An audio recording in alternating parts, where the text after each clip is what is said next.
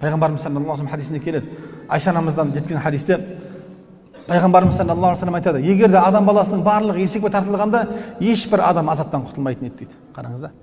Айша анамыз таңғалып, Алланың елшісі, Алла субханаху ва тағала Құран Кәрімде кімнің амалдап бер оң жағынан берілетін болса, оған сауал жауабы жеңіл болады дегенде, Пайғамбарымыз саллаллаху алейхи вассалам ол сұрақ жауап емес.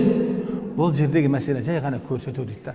Ал егер кім есепке тартылатын болса, ол не? Ол міндетті жазаға түседі дейді, Құдай сақтасын. Сол үшін бұл жерде құрметті ағайын, Алланың мейірімі бізге керек. Біз өзгелерге мейірім танытайықшы, Алла бізге мейірім танытады.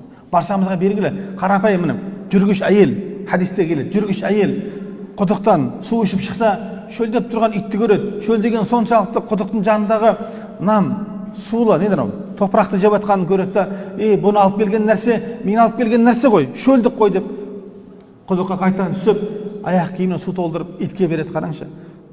Сол себепті не қылды? Ол Алланың мейіріміне бөленіп, жәннатқа кіріп кетті. Қараңыздар да. Сол үшін Алланың мейірімі бізге керек, құрметті ағайын. Сол үшін бізде әрқашан мейірім болу керек. Тақырып бұл емес, бірақ отбасыға да мейірім бермесеңіз, ертең сізге қартайғаныңызда ол бала шаға сізге мейірім бермейді. Мейірімнің орны жоғары, құрметті ағайын. Сол үшін біз баршасына мейірімді танытайық, иншалла. Алла субханаху ва тағала бізге мейірімін бөлейді, иншалла.